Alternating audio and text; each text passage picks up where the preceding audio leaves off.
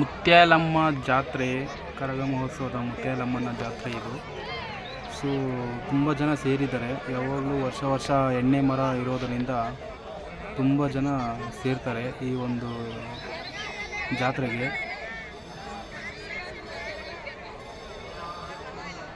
ಈ ಒಂದು ಎಣ್ಣೆ ಮರ ನೋಡಿ ಎಷ್ಟು ಉದ್ದ ಇದೆ ಅಂತ. ಇದಕ್ಕೆ RCB ಒಂದು ಫ್ಲ್ಯಾಗ್ ಕೂಡ ಕಟ್ಟಲಾಗಿದೆ.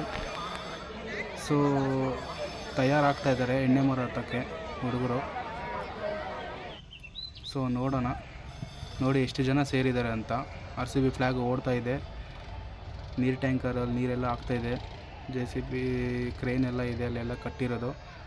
ತುಂಬ ಜನ ಸೇರಿದ್ದಾರೆ ನೋಡಿ. ಈ ಮುತ್ಯಾಲಮ್ಮ ಜಾತ್ರೆಗೆ ಎಣ್ಣೆ ಮರನೇ ತುಂಬ ವೈಶಿಷ್ಟ್ಯವಾಗಿ ಕಾಣಿಸ್ತದೆ. ತುಂಬ ಜನ ಈ ಎಣ್ಣೆ ಮರ ಹತ್ತಿ ಕೀಳೋವರೆಗೂ ಯಾರೂ ಹೋದಲ್ಲ, ಅಷ್ಟು ಜನ ಹಂಗೆ ಸೇರೇ ಇರ್ತಾರೆ. ಮುತ್ಯಾಲಮ್ಮ ದೇವಸ್ಥಾನ ಹೊಸದು ಕಟ್ತಾ ಇದ್ದಾರೆ. ಸೊ ನೋಡಿ, ಇವಾಗ ಹತ್ತಾರೆ ನೋಡಿ ಹುಡುಗರು.